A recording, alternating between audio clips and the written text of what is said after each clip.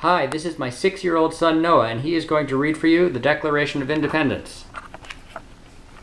When in the course of human events it becomes necessary for one people to dissolve the political bands which have connected them with another, and to assume among the powers of the earth and separate the equal station to which the laws of nature and of nature's God entitle them. A decent respect to the opinion of mankind requires that they should declare the causes which impel them to the separation. We hold these truths to be self-evident, that all men are created equal, so that they are endowed by their Creator which certain Inalienable rights, that among these are life, liberty, and the pursuit of happiness. That to secure these rights, governments are instituted among men deriving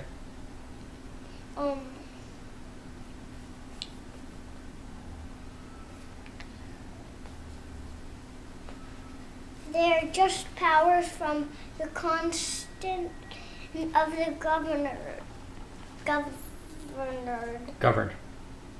That whenever any form of government becomes destructive of these ends, it is the right of the people to alter or to abolish it, and to institute new government, laying its foundation on such principles, organizing its powers in such form as to them shall seem most likely to affect their safety and happiness. Prudence indeed will dictate that governments long established should not be changed for light and transient causes, and accordingly all experience hath shewn that mankind are more disposed to suffer, while evils are sufferable, than to right themselves by establishing the forms to which they are accustomed. But when a long train of abuses and usurpations good pursuing invariable of the same object evinces a design to reduce them under absolute despotism, it is their duty to throw off such government and to provide new guards for their future security. Such has been the patient sufferance of these colonies, and such is now the necessity which constrains them to alter their former systems of government. The history of the present King of Britain is a history of repeated injuries and usurpations. All have in direct object the establishment of an absolute tyranny over these states, to provide these let facts be submitted to the candid world. He has refused his assent to laws the most wholesome and necessary for the public good. He has forbidden his governors to pass laws of immediate and pressing importance unless suspended in their operation till his assent should be obtained, and when so suspended he has utterly neglected to attend to them. He has refused to pass other laws for the accommodation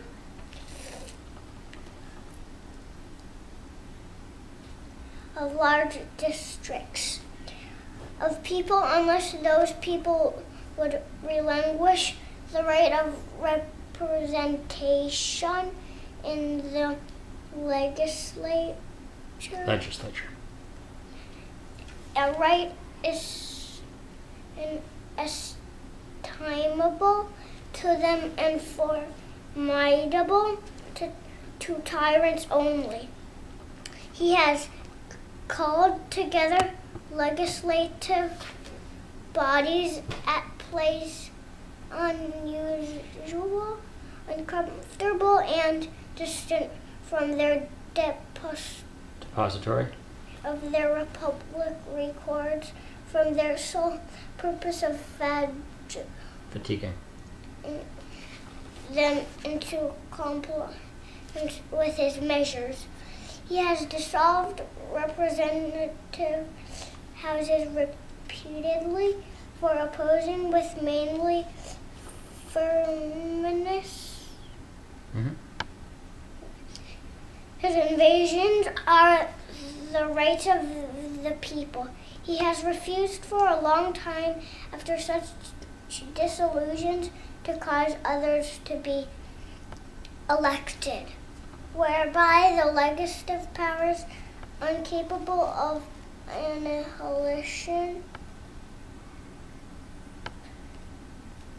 have returned to the people at large for their exercise, the state remaining in the meantime exposed to all their dangers of invasion from without, convulsions within. He has endeavored to prevent the population of these states, for that purpose obstructed the laws of naturalization of foreigners, refusing to pass others to encourage the migrations hither, and raising the conditions of new appropriations of land. He has obstructed the administration of justice by refusing his assent to laws for establishing judiciary powers. Judiciary. He has made judges dependent on his will alone for tenure of their offices and his amount and payment of their salaries. He has erected a multitude of new offices and sent hither swarms of officers to harass our people and eat out their substance. He has kept among us in times of peace standing armies without the consent of our legislators. He has affected to render the military independent of and superior to the Civil War. He has combined with others to subject us to a jurisdiction foreign to our Constitution and unacknowledged by our laws, giving his assent to their acts of power. He has combined with others to subject us to a jurisdiction foreign to our Constitution and acknowledged by our laws, given his assent to their acts of pretended legislation for quartering large bodies of armed troops among us, for protecting them by a mock trial from punishment for any murders which they should commit for inhabitants of these states, for cutting off our trade with all parts of the world, for imposing taxes on us without our consent, for depriving us in many cases of the benefit of trial by jury, for transporting us beyond seas to be tried for pretending offenses, for abolishing the free system of English laws in a neighboring province, establishing therein an arbitrary government and enlarging its boundaries so as to render it at once an example and fit instrument for introducing the same absolute rules into these colonies, for taking away our charters, abolishing our most valuable laws, and altering fundamentally the forms of our governments, for suspending our own legislature and declaring themselves invested with power to legislate for us in all cases whatsoever. He has abdicated government here by declaring us out of his protection and waging war against us. He has plundered our seas, ravaged our coasts, burnt our towns, destroyed the lives of our people. He is at the time transporting large armies of foreign mercenaries Good. to complete the works of death, desolation, and tyranny, already begun with circumstances of cruelty and perfidy scarcely paralleled in the most barbarous ages, and told unworthy the head of civilized nation. He has constrained our fellow citizens, taken captive of the high seas to bear arms against their country, to become the executioners of their friends and brethren, or to fall themselves by their hand. To his accepted domestic insurances among us, he has endeavored to bring the inhabitants of our frontiers and merciless Indian savages who rule of welfare. He has undistinguished Destruction of all ages, sexes, and conditions. In every stage of these oppressions, we have petitioned for redress in the most humble terms. Our repeated petitions have been answered only by repeated injury. A prince whose character is thus marked by every act which may define in a tyrant is unfit to be the ruler of a free people. Nor have we been waiting in attention to our British brethren. We have warned them from time to time of attempts by the legislature to extend an unwarrantable jurisdiction over us.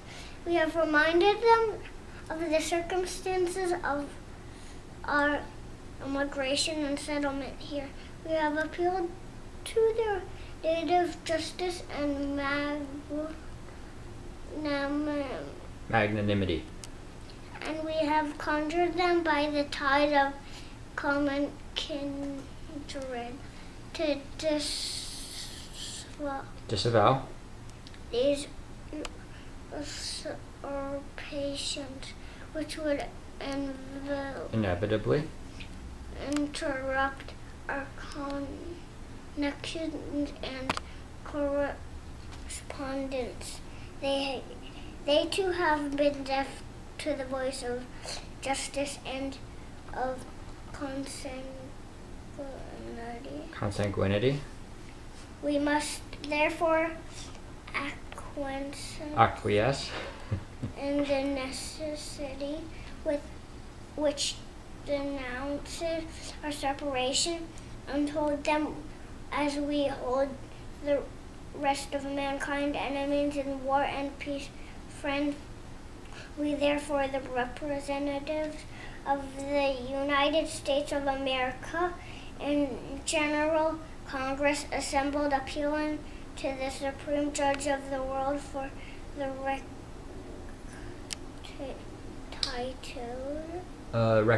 Rectitude of our intentions, to, in the name and by authority of the good people of these colonies, solemnly publish and declare that these united colonies are and of right ought to be free and independent states, that they are absolved from the allegiance to the British Crown, and that all political connection between them and the state of Great Britain is and ought to be totally dissolved, and that as free and independent states they have full power to levy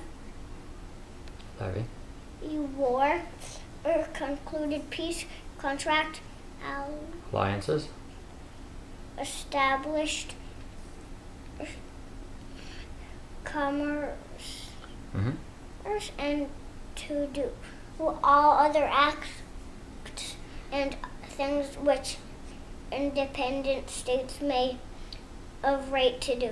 And for the support of this declaration, with a firm reliance on the protection of divine providence, he mutually pledged to each other our lives, our fortunes, and other scared honor. John Hancock. Good job.